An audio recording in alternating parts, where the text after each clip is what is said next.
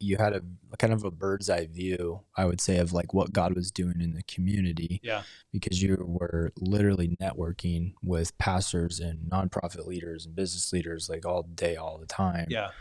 What we're right now, when I go home and I get on my phone at night, it's all negativity. Yeah. Right. Right. Oh, Johnny Depp, Right. and then move on to the next thing.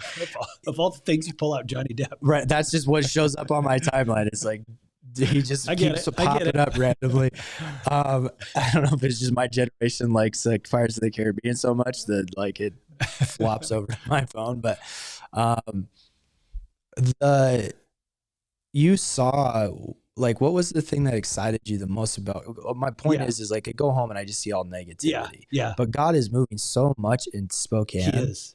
It's mind-blowing. It's mind-boggling. And people don't know what God is doing. Yeah. They just see all the negativity. Yeah. And I'm excited to start sharing what God is doing. Not that's right. like just in general in Spokane. What were the things that you saw him moving in? And from your perspective, what are you excited about? Yeah, for the future and what God is doing. So right after you started HRC, or maybe you were still doing a Dolam house in 2014. Right there. That was we launched HRC January 2015. Okay. Yeah. It seems like that season, God just did a number of remarkable things, including launching your ministry. My church, Sun City Church, as well as a number of other churches, were planted in just that season. There was a Pastor Joe Whitwer from Life Center, as I understand it, and if Joe is watching this and I get the story wrong, my bad, Joe, sorry. But he had different church planting pastors moving to Spokane to plant a church, and they were wanting to meet with him one-on-one, and he was stacking up these conversations on his calendar, and he finally realized, I can meet with all of them as a group, and that saves me time, and it builds collaboration. So he was meeting with church planting pastors. I mean, there was a dozen or more maybe for a number of years, and out of that, since Joe's retired, I think in the last year or two, they've also started a church planting effort and movement to just foster church planting around Spokane. So that's popped up, which is an answer to prayer. Like, Lord, I had somebody say, man, we don't need more churches in Spokane. We need the church, people to show up to the churches we got. And I think, who's against more churches? Like, more churches is better. God uses so many different persuasions of faith in terms of, I'm talking biblical Christian faith. He uses the on fire pastor and the soft spoken pastor, right? And so we saw that happen. We saw when I started at the GSAE and we started talking to local youth leaders, pastoral youth leaders, about what they were doing in local schools. We found communities in schools and mentoring, and we found the Bite to Go program with Second Harvest. And we just saw, as we elevated that in the conversation, it just exploded. We went from maybe 100 plus mentors in schools to 500, 600, 700. And we went from 800 or 1,000 kids being fed every weekend through communities and schools to thousands in multiple school districts. And, it just, there's so much that can happen. I think the biggest, one of the most amazing things, surprising things to me that happened when I was leading the GSE was what God can do when leaders collaborate, when they just get together and they say, we're better together than we are apart.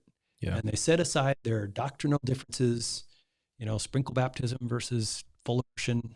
They set that stuff aside and they just say, let's work together.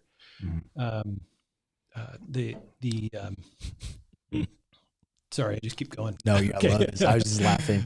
I just had my dad in the back of my head because he has a joke. He dunks everybody in the river. Right. so that your sin washes down the river. And so some of the guys is like, the inside joke is like, you go, I might need to hold you down a little longer. So sorry, that just, my dad just went through the back of my head while that's you were right. Praise the cracking our Lord. joke. Yeah.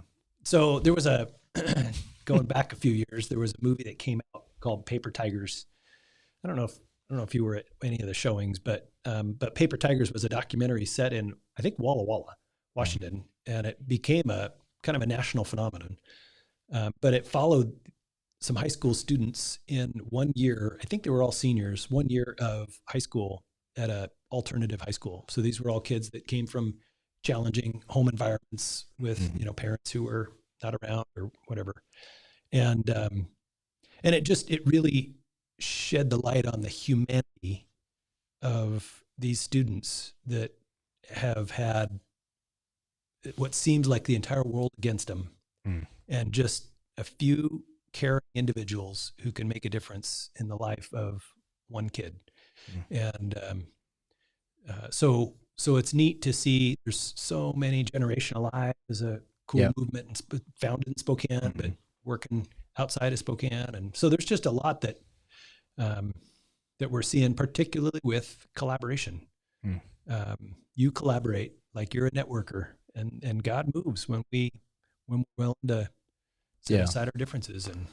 And I think just the other thing is just looking at this from the kingdom perspective. I remember even like when I was talking with my wife, I'm like, honey, I almost need to launch this show for me to remind myself that HRC isn't everything. Yep. Right? Like this kingdom is what we're talking about. Yeah. And we're a part of this kingdom of God moving.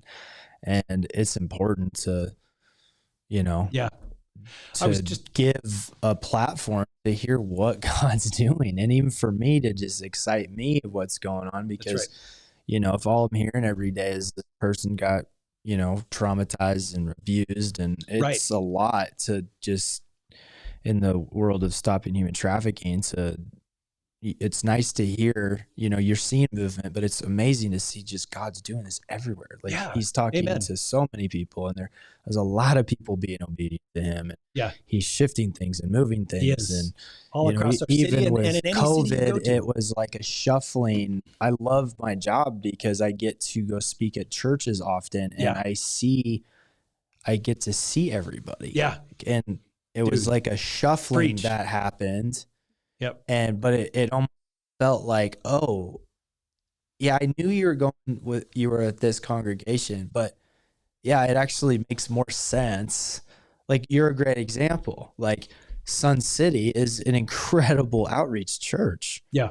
And you are an incredible outreach minded person. So like now that you're there, you're helping grow that. Yeah. And it's just cool to see God. It's just sometimes it's just nice to sit back and just see what he's doing and reflect on the things that are happening. And it's really powerful.